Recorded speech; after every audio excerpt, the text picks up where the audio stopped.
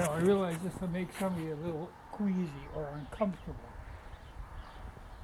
But it's just life and death, and kind of have to get used to it. Now, I got a text from the mailman this morning. There were two dead deer on the highway. Somebody hit both of them one shot, you know. And it happens, and I'm sure what we got is a doe and her last year's fawn. You know, it's a shame to see that happen, but people drive too damn fast. Especially, you know, there's our areas where deer are going to be. And if you don't have the sense to slow down, you know, the odd thing is, normally when you see that, you see a whole pile of plastic from where the car hit, and there's pieces of headlight and everything. I didn't see anything, but I don't think it was a semi, because normally when a semi hits them, it just completely tears them apart. Though, you know, these are beat from one end to the other.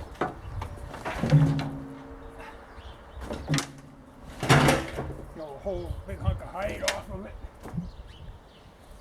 But like I said, I'm sure this was her last year's fawn. And there haven't been many this year, in part because we haven't had that deep of snow up till now. So they haven't had to be moving around trying to find food. Now what happens a lot of times, you know, the snow plow will come along. This is on a state highway, and they wing off that grass verge along the edge. Well, the deer come and they try to eat that grass. Well, they get it.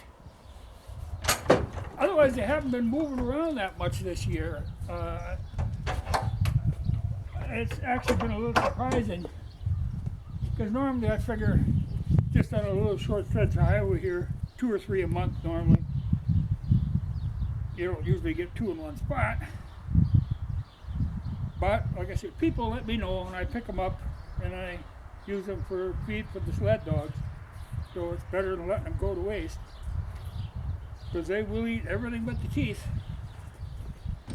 But I'm going to leave them freeze.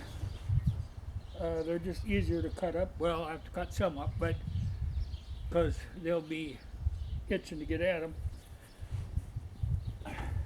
But it's good for the dogs, and it saves them just laying there. In fact, if they lay there along the road, then what happens is coons and other animals will come, then they'll get hit, you know, and it's an endless cycle. And like a lot of times, or certain times a year when the eagles are moving through, they'll get them. They get pretty ornery about them too. You don't take a deer away from the eagle, they'll tear at you.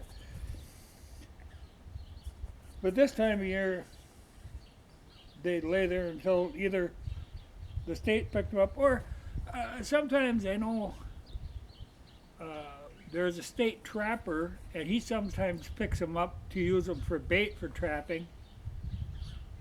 But I don't know that he's at that much this time of year.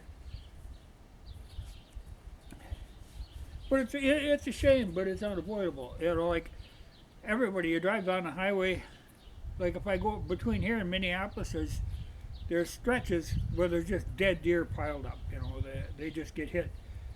But it is, you know, like the speed limit out here would be 65.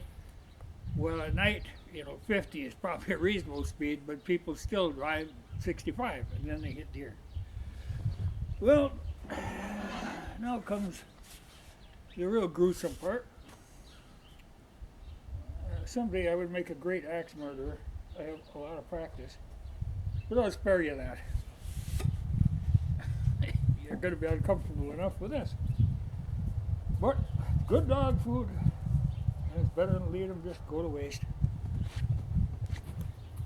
But people should learn to slow down.